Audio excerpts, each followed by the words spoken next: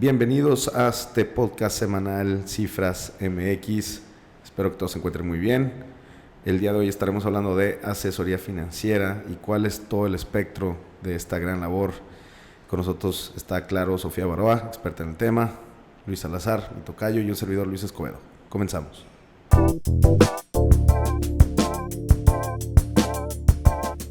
Sofía, pues ahora nos toca una como autoentrevista, ¿no? Entre los de Cifras y creemos muy importante este tema, sobre todo porque luego hay mucha gente que tiene mucha duda respecto al tema de asesoría financiera, de cómo buscar un asesor, cómo empezar una relación con un asesor, cuánto cobra, cuáles son sus alcances, en dónde buscarlo, todo esto. Entonces sí creíamos a todo el público que pues seguramente tiene ahí un par de dudas y que específicamente tú te dedicas a esto, que nos dieras un buen insight de toda esta industria, de todos los alcances, para disipar muchas dudas que seguramente tienen varios escuchas. Y sobre todo que un poco haciendo el símil, cuando te vas a preparar para un maratón vas con un coach, ¿no? Y este preparador físico te va preparando para llegar ahí. Creo que vale muchísimo la pena entender cómo no solamente está en esta parte de ejercicio, sino también en las finanzas hay alguien que te pueda acompañar. Sí. Y dónde está ese alcance, ¿no? ¿Cuál es el alcance y el espectro de que te pueda acompañar? Porque también es un maratón, ¿no, Sofía? Las finanzas. Sí, lamentablemente el maratón muchas veces es periódico o temporal, ¿no? A ver, me voy a preparar para un maratón y dura 4 meses. Pero la realidad es que las finanzas, tanto personales como de inversión, pues son, inicias y nunca terminas, ¿no? Desde que te levantas yo creo que estás tomando decisiones financieras. Si compras un café, si lo haces en casa, si vas al súper, si vas al tianguis, todo el tiempo estás tomando decisiones financieras, aunque no necesariamente somos conscientes de toda esta parte. Todo el día estamos decidiendo si A, B o C, y todo tiene relación al dinero, ¿no? Entonces, para mí, ser asesora financiera es ser un guía, ser el acompañante de personas en sus necesidades financieras y económicas para tomar decisiones. Y muchas veces nosotros, a mí me pasa con muchísimos clientes que estamos en la charla y le digo, a ver, entonces ¿tú qué harías? Pues es que yo haría esto, pues va, ¿no? Como que muchas veces termina siendo el empujoncito que ciertas personas necesitan para tomar decisiones. Entonces empiezas hablando de números y podrá sonar como que estas asesorías son ultramatemáticas y con tecnicismos y así, pero muchas veces empiezas siendo pues también este apoyo emocional de las personas que es, yo muchas veces termino siendo más terapeuta que financiero en el sentido numérico y de tips y de tasas y demás, porque pues muchas veces el dinero, siempre esta relación con el dinero tiene muchísimo que ver con nuestras emociones. Entonces, alinear tus números con tus emociones finalmente es lo que tiene que hacer un asesor financiero.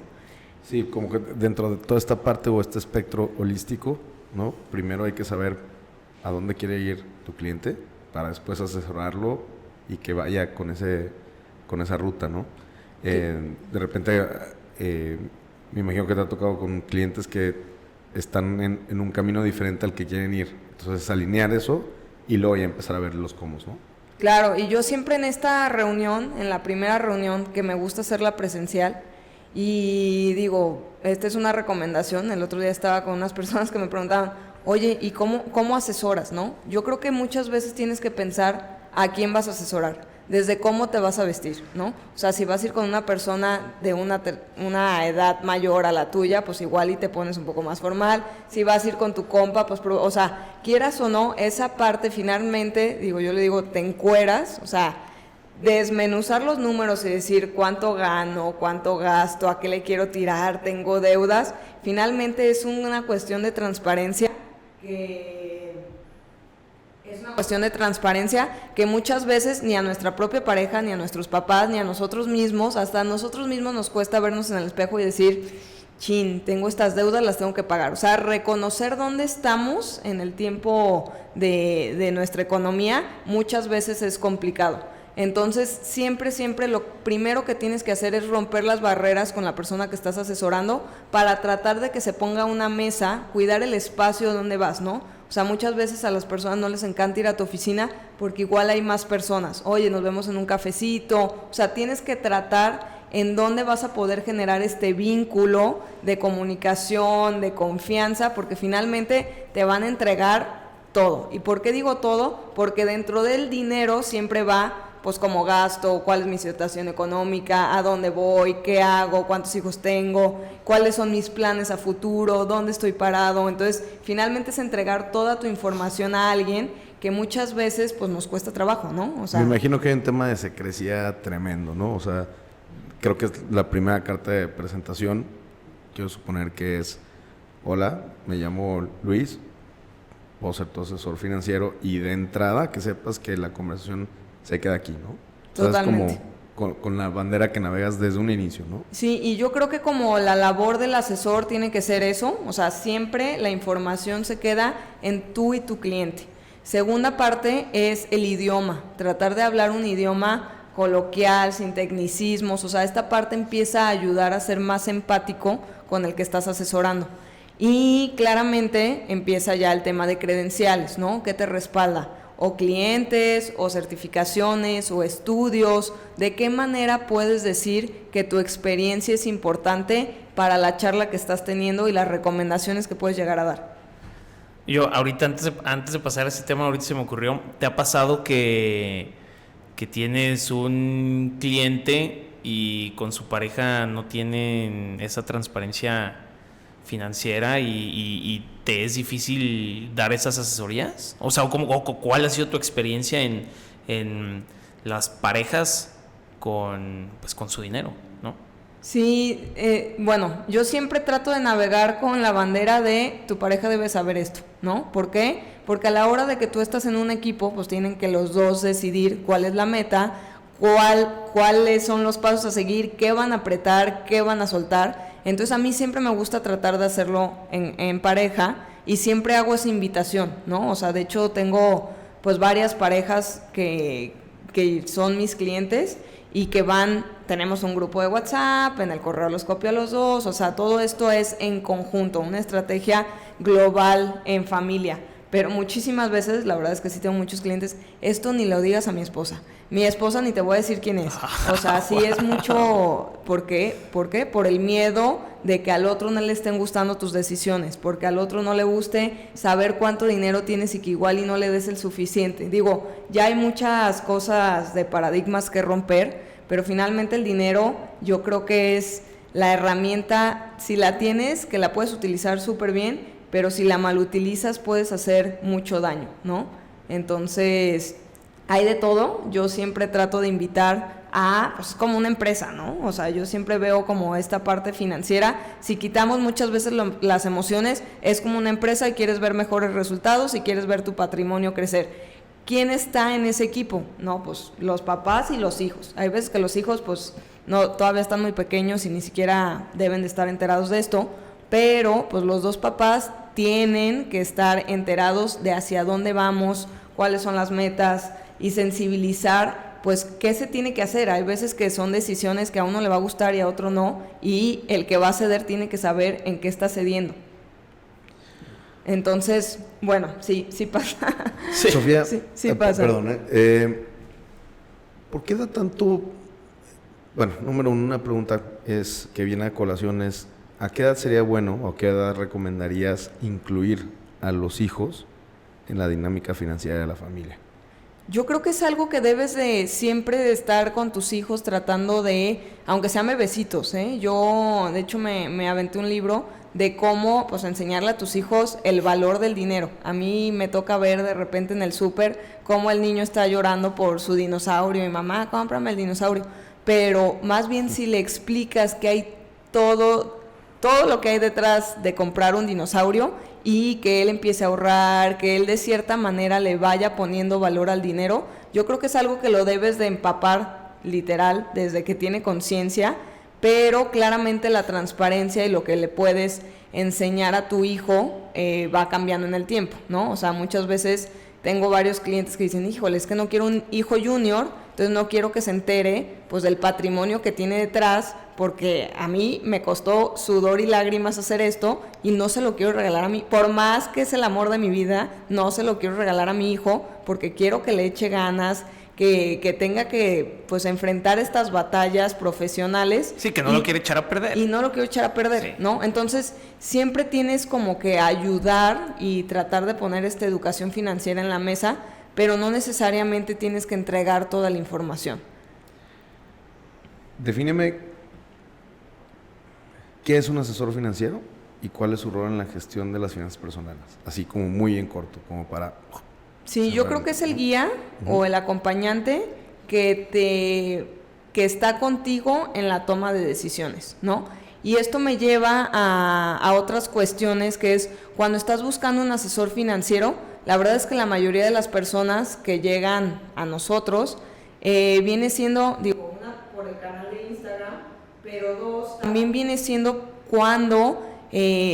pues tienen confianza contigo, ¿no? O sea, es muy raro que alguien que no te conozca venga a hablarte de tus finanzas. ¿Por qué? Porque él necesita saber que hay una persona física que conoce, que sabe su experiencia, que sabe qué ha hecho, que pueda sentir que sí le puede ayudar. Entonces, una es las credenciales de la confianza, que las credenciales de la confianza normalmente van con recomendaciones o porque ya tuvo una interacción personal contigo y le vibró, ¿no? O conectó contigo, como lo queramos ver. Y la otra parte vienen siendo ya las credenciales académicas. Si ustedes están buscando un asesor financiero, en México hay una credencial que se llama el AMIF 3, que es un examen que hace la Asociación Mexicana de Intermediarios Bursátiles, que certifica que tienen las capacidades para dar asesoría financiera. Entonces, en ese examen, que es un examen de preguntas abiertas, pues ahí te van diciendo, a ver, ¿qué es la inflación? ¿Y cómo harías con esto? ¿Y cómo podrías hacer un portafolio de inversión? O sea, es un examen que su temario tiene todas las bases para poder ser un asesor financiero.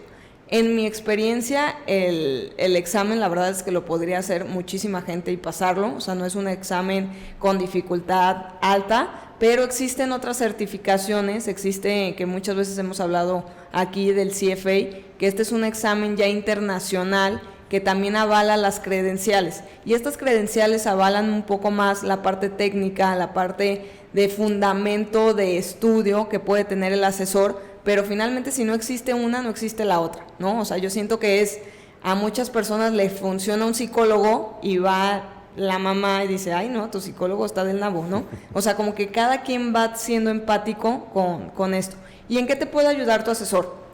Tu asesor, como les digo, puede ser este gurú, este guía que te va ayudando a tomar decisiones, y las decisiones son súper amplias para cada persona, ¿no? O sea, tengo clientes que me buscan quiero organizar mis finanzas personales. ¿Por qué? Porque tengo deudas y no sé cómo salir de las deudas. Entonces puede ir tan básico. ¿Por qué digo básico? Porque las finanzas personales son el centro o son el inicio de toda tu organización de finanzas y patrimonio. Entonces siempre hay que iniciar, a mí me encanta iniciar mis asesorías sabiendo dónde estás parado, ¿no? ¿Dónde estás el día de hoy? Pues quiero llegar acá, ¿no? También necesito saber a dónde quieres llegar. Da como mucho temor, ¿no?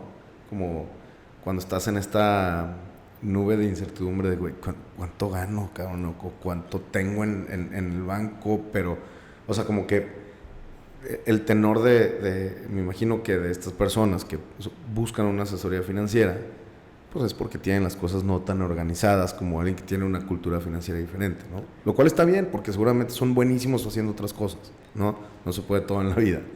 Pero llegas y el primer momento donde te enfrentas con tu realidad, ¿no? A veces, me imagino que inclusive te ha pasado que resulta ser mejor de la que pensaban, ¿no? Claro, claro. No, y yo creo que es eso. No se saben poner el espejo ellos mismos enfrente, ¿no? O sea, como que, híjole, es que siento que no ahorro, pero ¿y por qué crees que no ahorras? No, pues gasto mucho. ¿Y en qué gastas mucho? No, pues ni idea, se me va el dinero, ¿no? Entonces, la radiografía inicial de dónde estás parado viene mucho de tus finanzas personales. ¿Cuánto ganas? ¿Dónde ganas? ¿Tienes ingresos variables? ¿Tienes ingresos fijos? ¿Solo tienes una línea de negocio o tienes varias líneas de negocio? Y ya basados en dónde estás hoy, que a mí me gusta siempre hacer esta pregunta, varios de los que han tenido una asesoría conmigo van a decir, chole, siempre a todo mundo le pregunta lo mismo, pero sí, si el día de mañana te quieres ir a Bali y dejar todo, ¿qué dejas aquí? ¿Qué le dejas a tu perro o a tu hijo o a tu amante, a quien sea? ¿Qué dejas? Oye, no, pues le dejo una tarjeta llena de deudas, le dejo mi cuenta de CETES, le dejo un seguro de gastos de vida. O sea, que finalmente, si tú el día de hoy desapareces, ¿qué podrías dejarle a las personas que quieres o que quieres proteger, ¿no? Entonces, cada persona va teniendo miedos distintos. Hay unas que quieren asegurar la educación de sus hijos y están full en eso. Ahorita, como muchas asesorías o por mi edad, creo que muchos quieren dar el enganche de su primer departamento, y esta parte entra mucho la emoción y los números, ¿no? Siempre todos nos hicimos muy de la idea, y más aquí en Guadalajara, de tener tu casa, pero muchas veces no es el momento indicado. Cuando ya tienes algún ahorrito, probablemente es mejor seguir acumulando más ronchita para que puedas tener una mejor negociación en un enganche o que te suelten un crédito más barato. Digo, ahí depende de cada quien, pero muchas veces todas estas presiones sociales, porque la realidad es que todo viene de la presión social, de todavía no tienes cuánto ganas, compararte, entregarte, es complicado. Entonces, como les decía, primero hay que abrir la mesa, dejar que el espacio sea transparente, comunicativo y que se pueda fluir la información de una manera completa, ¿no? Porque muchas veces si te van pasando la información poco a poco, pues claramente el escenario va cambiando, ¿no? Entonces la intención inicial es siempre tener un diálogo completo, entender dónde estás parado, y después sigue la pregunta, que es ¿a dónde quieres llegar? Ok, ¿a dónde quieres llegar? Y sí, puedes tener 1000 metas y decir, oye, no, pues es que quiero ir a Marte y quiero tener este ahorro para cuando haya vuelos a Marte. Pero ahí es donde empieza como la ayuda del asesor. Oye, a ver, estás aquí parado, ahorita esta es tu situación, si quieres llegar a Marte, o es una realidad súper alejada a ti, o vamos empezando con pasos más chiquitos, ¿no? Que es como cuando estamos en Año Nuevo y te dan 12 uvas. A ver, yo no me acuerdo de las 12 uvas, que sí lo hice, sí puse mis 12 deseos, pero con 12 uvas a las 3 semanas ya se te olvidó cuáles eran tus metas. Entonces es muy importante, a la hora que ya sabemos a dónde queremos llegar, que sí haya alguien que te ayude a escribirlas y que te ayude a monitorear esas metas. Yo normalmente les digo, agarra 3, solo 3 metas. Una más de corto plazo, me quiero ir de viaje, otra de más mediano plazo y una de largo plazo, ¿no? Quiero ahorrar para el retiro. ¿Cómo voy a ahorrar para el retiro? Entonces hay que ponerle números, hay que ponerles aportaciones mensuales. Ahí es donde empieza la asesoría de un asesor, de ayudar a llegar a esas metas con un plan. O sea, porque está padrísimo, platicamos, ya sabemos dónde estás, pero ¿qué sigue? ¿No? O sea, ¿qué sigue? Entonces, cuando tú haces esta relación con un asesor, tienes que buscar a alguien de largo plazo. O sea, no puedes buscar a alguien como te conozco y ya nunca más volvemos a saber. ¿Por qué? Porque ya te abrió las puertas de su casa, ya te invitó a echar un desayuno, ya finalmente conoces su familia, conoces cuáles son sus miedos, o sea, te abrió la puerta. Y si no te sientes cómodo, mejor busca a alguien más. ¿Por qué? Porque debe ser una relación a largo plazo, porque debe de haber comunicación constante, evolucionar y además estas revisiones para saber que finalmente el plan que están poniendo en la mesa se está llevando a cabo.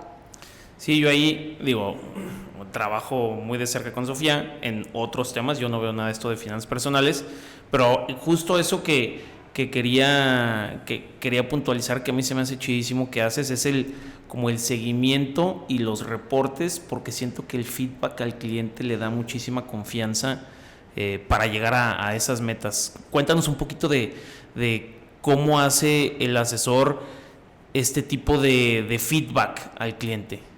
Sí, digo, todo depende de hacia dónde va la asesoría. Si la asesoría fue más a finanzas personales, que es la base de todo, que primero en finanzas personales es, a ver, ¿cuánto de tu porcentaje de ingresos debes ahorrar? Vamos liquidando deudas, ¿cómo vamos liquidando deudas? Vamos buscando otras fuentes de ingreso. Ya que tienes esa parte, ya empieza como el gusanito de decir, oye, pues ya me siento con un cierto power, quiero ir al siguiente paso, ¿no? El siguiente paso ya empieza la parte, o sea, todo esto tiene que llegar a el patrimonio, ¿no? Entre mayor sea tu patrimonio, pues mayores resultados en el tema financiero puedes tener, ¿no? Igual ya en el tema de estrés y en el tema de tiempos es otra cosa.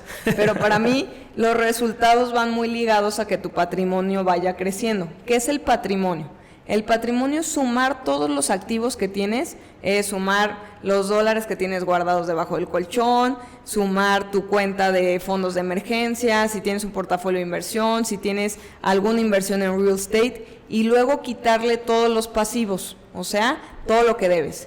Quitar las deudas, no sé, puedes tener una deuda de una beca, o puedes tener una deuda hipotecaria, puedes tener una deuda de tarjetas, o le puedes deber dinero a tu mejor amigo. Ahora sí, todo lo que tienes, le restas todo lo que debes. Entonces, ese es tu punto que tienes que evaluar en el tiempo. Cada vez debe de ser mayor, cada vez ese patrimonio debe de tener pues o más ceros o que esté incrementando en el tiempo. Para mí eso es lo importante. Yo sentir que veo resultados es cuando alguien ve que su economía o su patrimonio personal va creciendo. Entonces, cuando ya tuviste ese arreglo de finanzas personales que es, ya no debo de gastar tanto, o debo de gastar en estas cosas, o debo de invertir en mi negocio, o debo de salirme de casa, o sea, todas esas decisiones financieras que al final pues cuestan, ¿no? Porque tomar un paso de repente en decisiones financieras no sabes si estás haciendo lo correcto. Ya que arreglaste esa parte y ya que empiezas a ver que tu patrimonio está más estructurado, empiezas con las ganas de querer invertir. Finalmente brincas al siguiente escalón, que es, oye, ya arreglé mis finanzas personales, ya tengo una lanita ahorrada, ¿qué le hago a esa lanita? ¿No? Entonces, ahorita, digo, con las plataformas de inversión y todas estas plataformas fintechs, la realidad es que es muchísimo más fácil poder alcanzar un buen portafolio de inversión, poder diversificar tus metas, porque cada inversión te ayuda para cualquier distinta meta.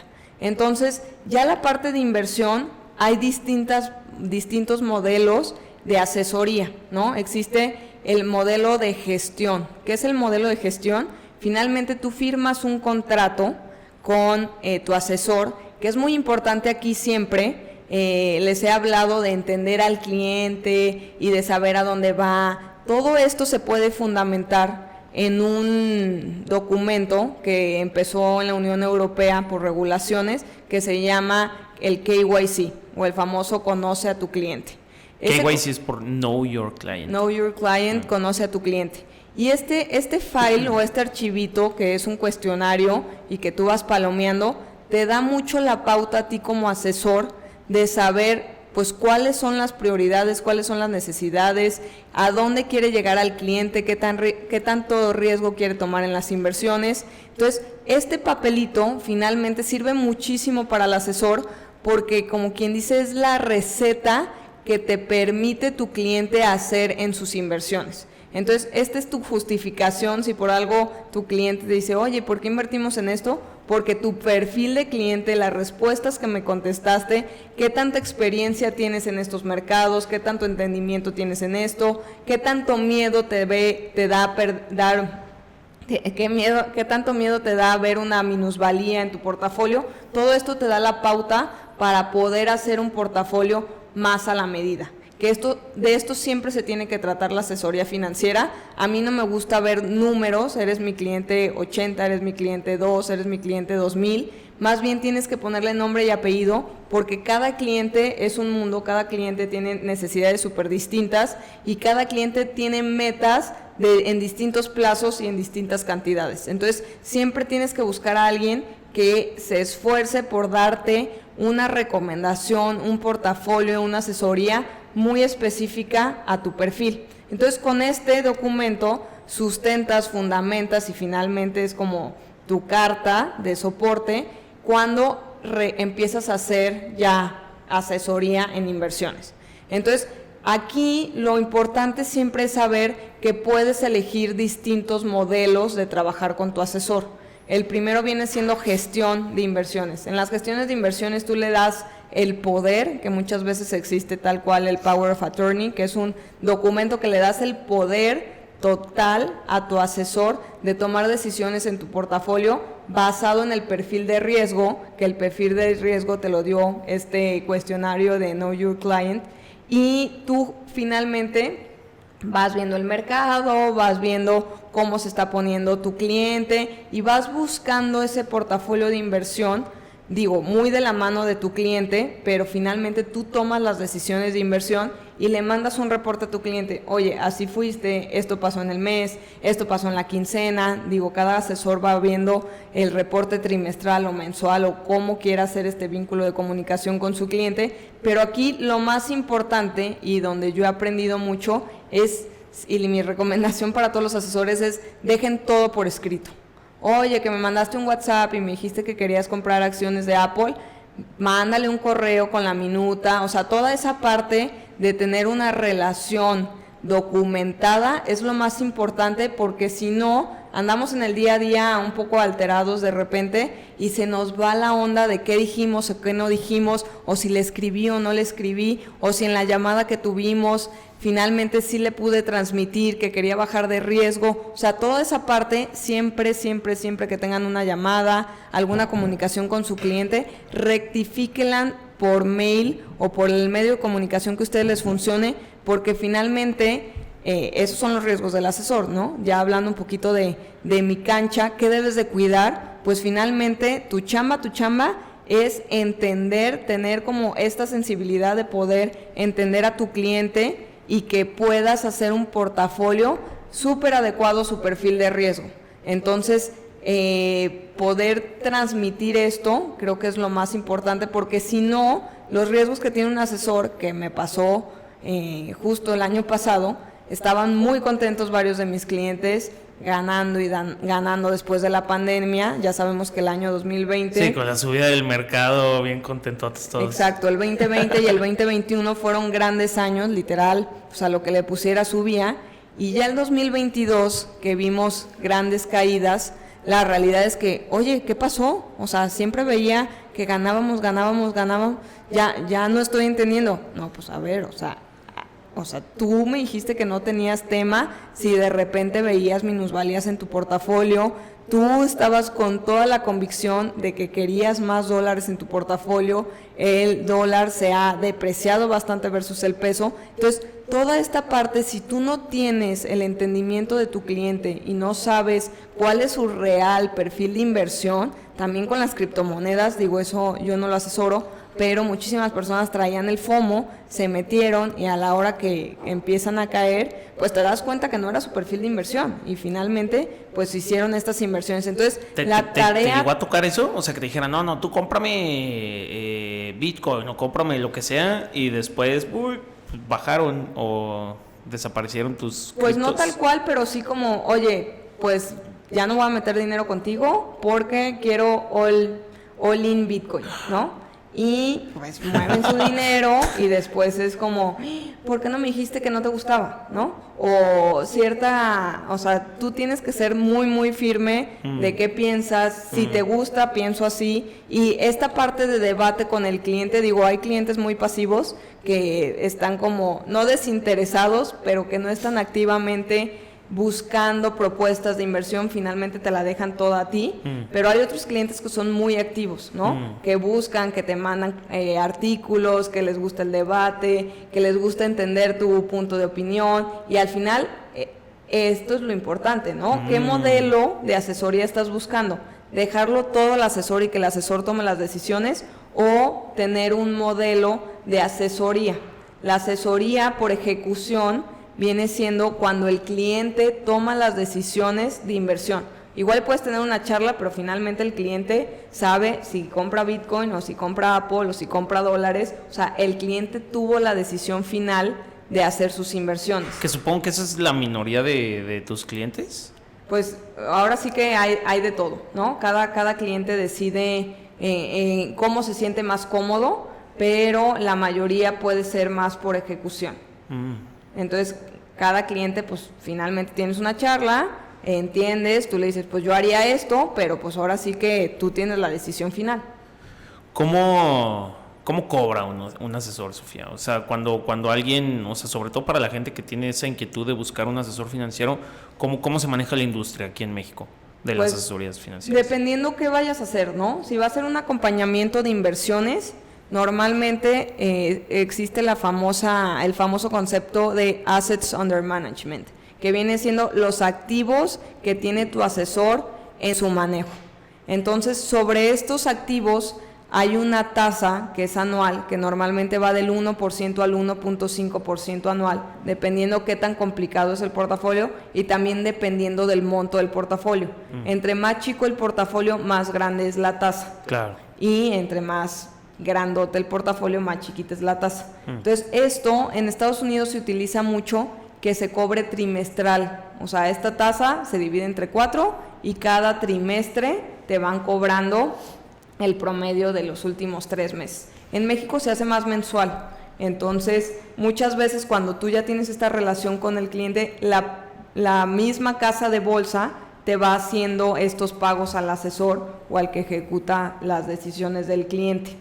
Entonces, esa es una manera de hacerlo en el tema de inversiones, pero si das una asesoría de 1 hora, de 2 horas, o para algo en específico, oye, quiero tomar una decisión de si me conviene ahorita comprar una casa y sacar una hipoteca, o cómo ves mis finanzas personales, a dónde le puedo recortar, o una asesoría de ayúdame a resolver mis dudas sobre mis deudas, cuál mato primero, cuál pago primero, cómo le puedo hacer con mis deudas, ya ahí puedes cobrar por sesión por hora, ¿no? Esas son como en general las dos maneras de cobrar, o también puedes tener una iguala, ¿no? Porque muchas veces puedes manejar el dinero, o sea, manejar los activos de inversión de una familia o de una persona, pero adicional le ayudas a otras cosas, ¿no? O sea, igual y tú no le administras una propiedad, entra dentro de su patrimonio, pero te dice, oye, quiero que me ayudes a hacer un reporte de cómo va mi casa de Airbnb.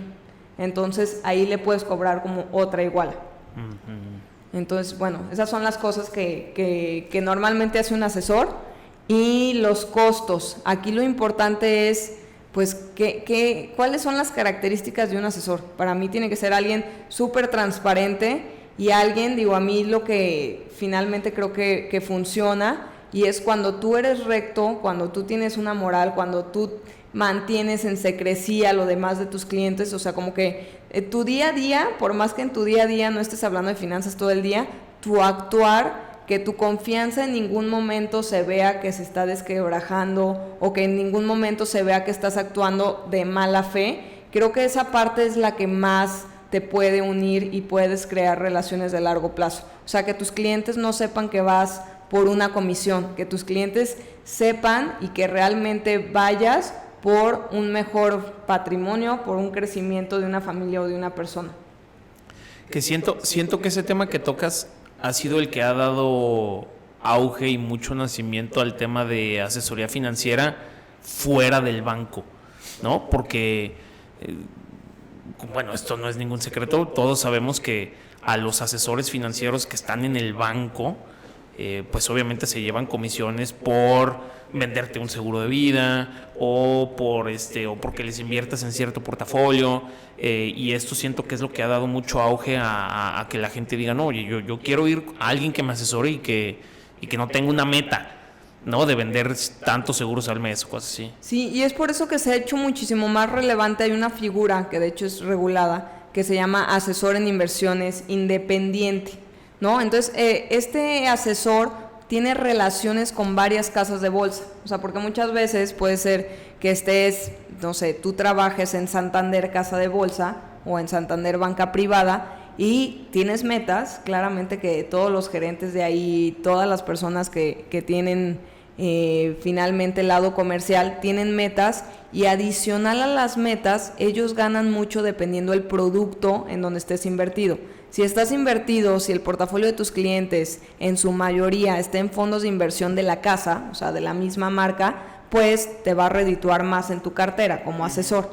Entonces, esta figura tal cual hace poner, pues, o sea, el asesor puede decidir si invierte el dinero en GBM, si invierte el dinero en JP Morgan, si invierte el dinero en Credit Suisse, si invierte el dinero en Santander. O sea, el mismo asesor puede decir, para ti te conviene tal, porque tiene estos productos, porque tiene esta asesoría, porque tiene estas ubicaciones de oficina, porque, o sea, tú tienes que plantear y buscar más relaciones con distintas instituciones financieras para al final darle la mejor solución para él en específico, él o ella o familia. Tengo unas cuantas preguntas, Venga. Sofi, que ahorita fui elaborando. Y te las voy a ir aventando así. En tu histórico, porque digo, los que no sepan, Sofía lleva mucho tiempo ya haciendo esto. Es buenísima y es experta en el tema. Entonces, un poco para el auditorio es, ¿cuáles han sido los principales gastos hormiga que has identificado como a lo largo de esto, ¿no? ¿Cuál es un gasto que dices, no puede ser que se repita tanto, ¿no? O sea, que se repita tanto y que es como un hábito o un mal hábito en las finanzas personales. Sí, yo creo que sí vivimos en una era super YOLO, al menos estoy hablando más bien de nuestra generación, y la verdad es que se vuelve bien complicado ahorrar con tanto gasto social, ¿no? Y puedo hablar desde viajes, entretenimiento, salidas, la parte también que no ayuda mucho es que ya todos trabajamos 24/7 prácticamente y buscamos eficiencia y apoyo en los servicios de comida, entonces mejor pido Rappi, en esto, entonces mejor pido un servicio que me lo haga. Entonces toda esta parte se vuelve súper cara, en especial viajes y entretenimiento. Viajes, entretenimiento y comida a domicilio, se podría... Sí. O sea, son los principales gastos hormiga que has identificado. Y mucho, digo, hay la recomendación general del libro, que a veces coincido y a veces no, pero del 100% de tus ingresos, ¿cómo se debe distribuir el gasto? ¿No? Muy bien. Entonces, digo, primero, la primera recomendación es el 20% en ahorro, ¿no? Entonces está la típica recomendación, en cuanto te caiga tu lana, ya sea a través de salario, a través de Iguala, a través de algún servicio de outsourcing que diste o eres freelancer, el 20% mételo en otra cuenta, mándalo a inversión o ponlo en un guardadito y ahorro. De ese 80% que queda, el 50% se debería de ir a tu gasto fijo, o sea, ese gasto que a fuerzas lo tienes que pagar. ¿Por qué? Porque necesitas un techo, necesitas comer y necesitas moverte, ¿no? Entonces, gasolina, seguro del carro, vivienda, comida, o sea, ahí entra la hipoteca, ahí entra... Las colegiaturas, ahí entran. Ahí entra, ajá. O sea, todo lo que es necesario, sin lujo, ya es tu gasto corriente. ¿En qué momento empieza a ser lujo? ¿En qué momento empieza a ser lujo? Pues un viaje muchas veces ya puede llegar a ser un lujo, que hay que tener un espacio para eso, ¿no? Sí, entonces, claro, pero no está dentro de este... Pero no está, o sea, estas son necesidades básicas. O sea, si movilidad, yo quiero vivir... comida, techo. Ok, perfecto. Educación, comida, techo, gasolinas... Y salud, ¿no? La parte de salud. Oye, medicina, seguro, gastos médicos. O sea, todo lo que necesitas para una vida digna y necesidades básicas debería de entrar en ese 50%. Ahorita que dijeron todo eso dije, madre, neta, se salió bien caro vivir. Sí, ¿no? Y le podemos seguir aquí. Pero a ver, todo este cúmulo es básicamente lo que necesitas para existir en tu dinámica de vida cotidiana. Es 50% del restante 80%. Exacto. ¿Sí? ¿Y qué se hace con el siguiente 50% de este 80%? Y el 30% que queda ya debe de ser tus lujos, ¿no? Y en esos lujos muchas veces pues nos excedemos o empezamos a hacer ese 80%, un 90% o un 95% o hasta un 105% porque empezamos a endeudarnos. Los famosos meses sin intereses, pues sí, vámonos de viaje, dejas sacar un carro nuevo, lo que sea. Entonces, de nuestro 100%, pues al final cada vez tienes que endeudarte más para seguir con este ritmo de vida. Y ahí es donde se empieza pues a complicar la ecuación.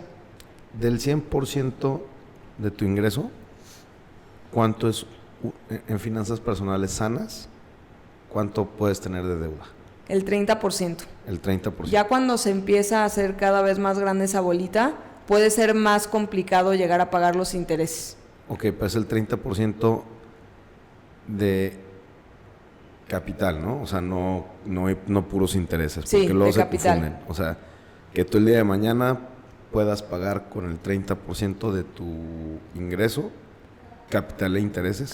No. O sea, si tú tienes una deuda de 10,000 pesos y te genera 3,000 pesos de interés, bueno, está carísimo, te genera 1,000 pesos de interés, esos 1,000 pesos de interés son los que deben de entrar en ese 30%. Ok. Es en flujo. Ok, entonces, vaya, es el flujo destinado a tus intereses no tiene que superar el 30% de tus ingresos mensuales. Lo comprometido, ¿no? Lo O sea, comprometido. imagínate que tienes un leasing, entonces el leasing de cierta manera pagas como capital e intereses. Ese flujo que tienes que pagar, eso, más sumado los intereses de, no sé, alguna vacación o algo que vienes arrastrando, o intereses de algún negocio, emprendimiento que tuviste, no debe de ser mayor a 30%. Entonces, entra el 100% de ingreso, el 20% ahorro. Ahorro. Del 40% tiene que ser mi dinámica de vida cotidiana. No, 50, 50%. El 50%, ok. Sí. El restante 30% es para lujos, ¿no? Dentro de esos lujos pueden estar mi café de Starbucks, ¿no?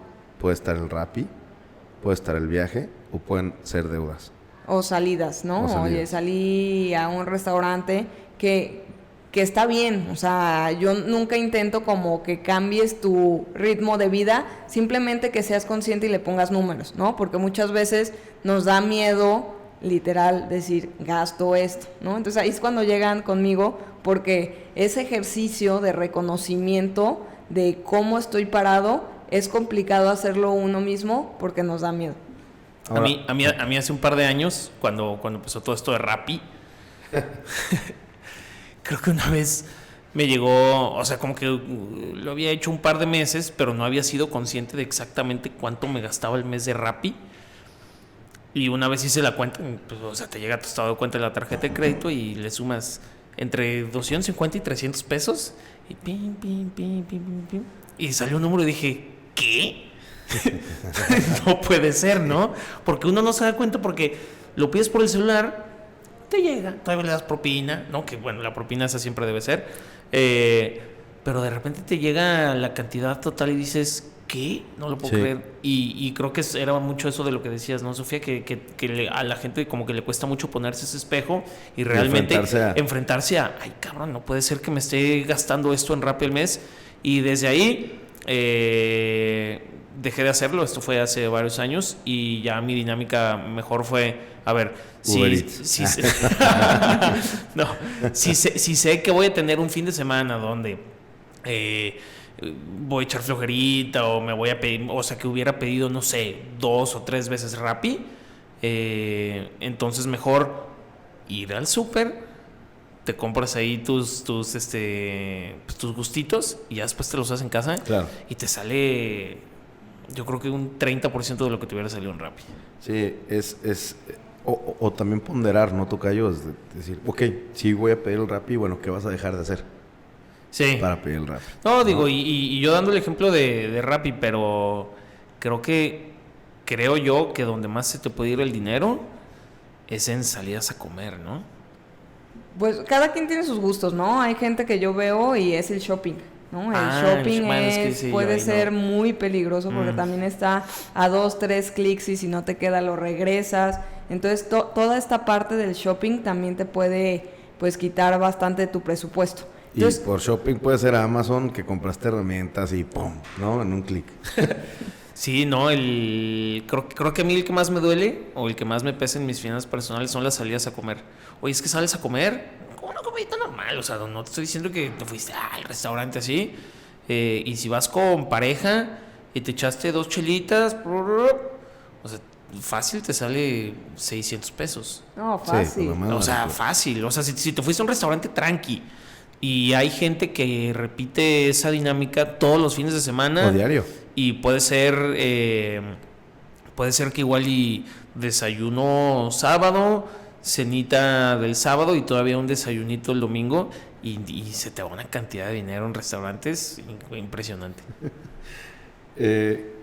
Bueno, ya vimos cuáles son los principales gastos hormiga, ¿no? En este haber o en esta concepción de Sofía. ¿Cuáles han sido los principales aciertos? ¿Los principales aciertos míos? No, de clientes tuyos ¿De que clientes? has visto que dices, órale. La verdad es que tengo varios clientes que me enseñan a mí, o sea, de verdad puedo nombrarlos, y varios clientes, o sea, más bien es retórica hacia mí, ¿no? Como, oye, tenemos que sacar este barco adelante, ¿no? Ya di el enganche de 2 departamentos, no sé cómo le vamos a hacer, tú me vas a ayudar a buscar la mejor tasa, tú me vas a ayudar a ponerme metas, ¿no? Entonces, metas de gasto, metas de ahorro. Entonces, ahí ya empieza mucho la labor del asesor, que a personas le dices, oye, ya reconociste, ay, pero me cuesta muchísimo trabajo. Ok, es 3,000 pesos en salidas y ya, no, o sea, poner esas metas a las personas es importante, y lo más importante, que para que no se queden, ya reconocí que quiero, ya sé que quiero cambiar en año nuevo, es el monitoreo, ¿no? Tener estas reuniones, o si ya te quedaste con la asesoría,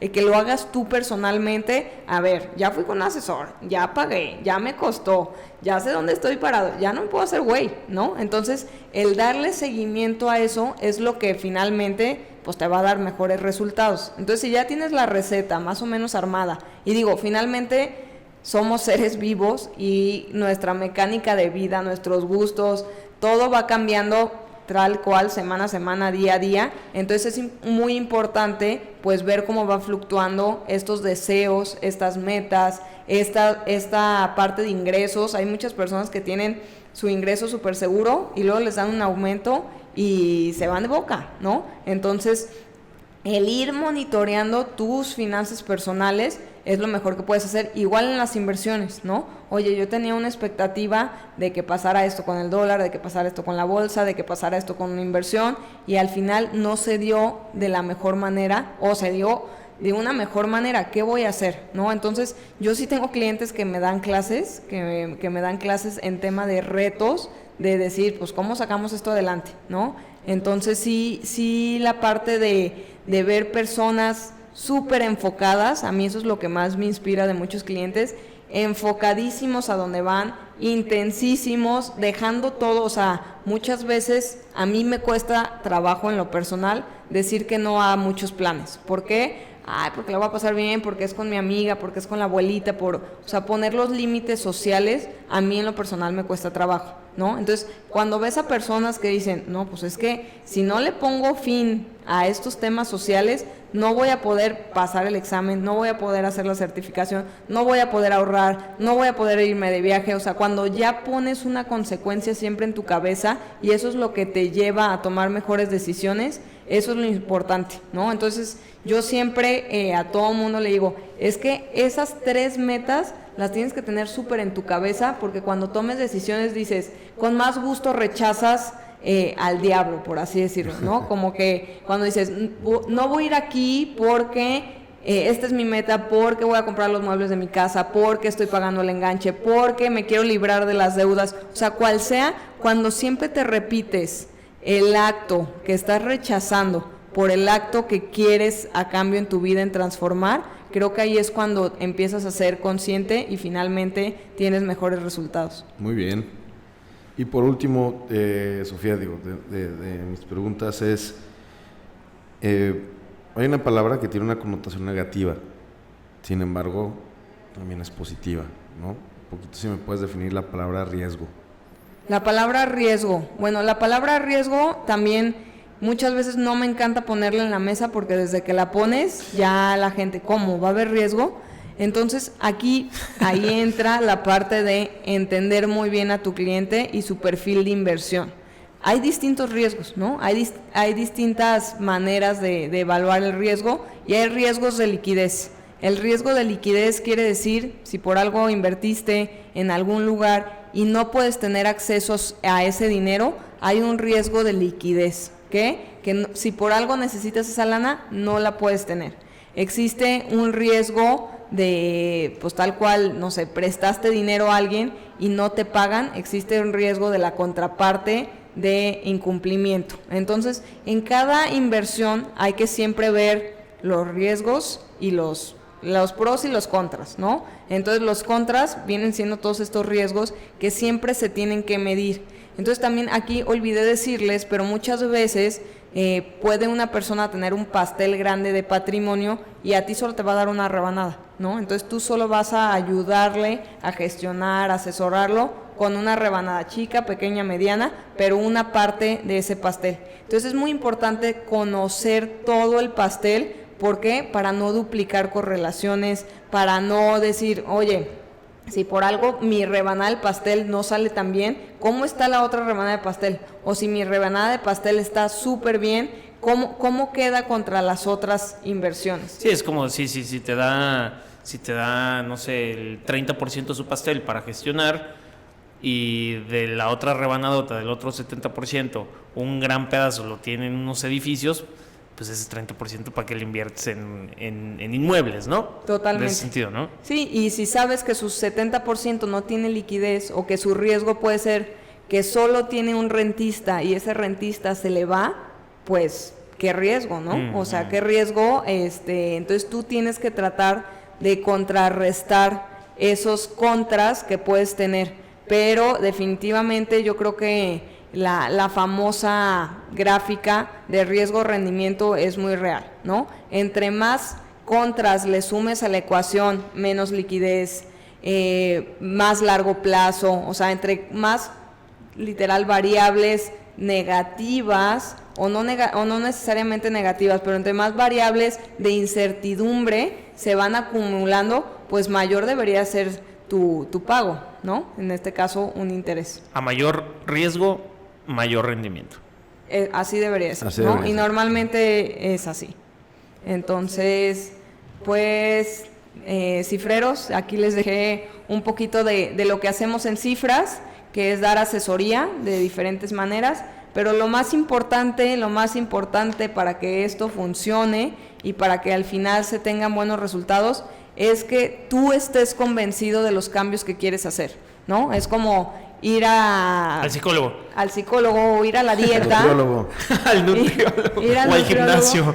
Oye, voy con la nutrióloga y no sigo la dieta. Aquí presente. O pago ¿no? la mensualidad del gimnasio y fui 2 veces Ajá, al mes, ¿no? exactamente. Tal cual, si no estás realmente convencido y no te pones estos pasos y herramientas, o sea, el asesor debe darte herramientas para que para ti sea más fácil llevar esto de una mejor manera, que puede ser, oye, necesito un archivo para controlar mis ingresos y mis gastos, no me funcionan las aplicaciones, quiero un archivo Excel.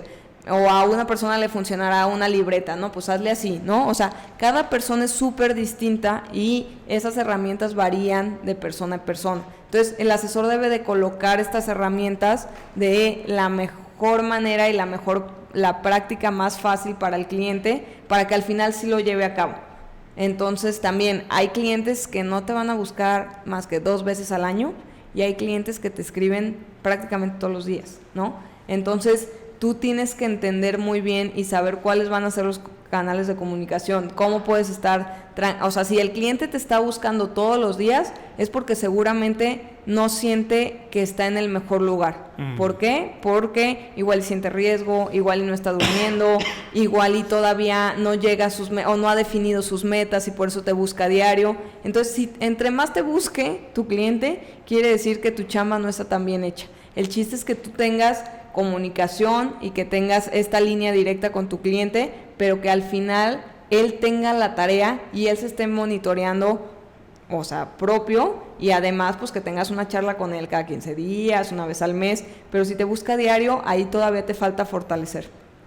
Pues cifreros, esperamos que les haya quedado claro este tema. De verdad, yo creo que al menos una asesoría de dónde están parados a nadie le va a caer mal. Ya si le quieren dar seguimiento, si ya es tema suyo, pero sobre todo por lo que decía Sofía, ¿no? Que estamos trabajando todo el día y necesitamos dinero para lo que quieras, ¿no? Para lo que sea, para subsistir necesitas dinero. Entonces creo que tener una buena relación con el dinero y saber en dónde están parados a nadie le cae nada mal. Entonces pues aprovechen esta información, busquen con quién. Aprovechen que está Sofía. Aprovechen que está Sofía también. Y no solamente Sofía, sino hay muchos otros asesores. Pues, Sofía es buenísima. Y y que el mejor momento para empezar a aterrizarlo es antier, ¿no? Totalmente, totalmente. Muy bien. Entonces, pues, gracias a todos y que tengan una muy bonita semana.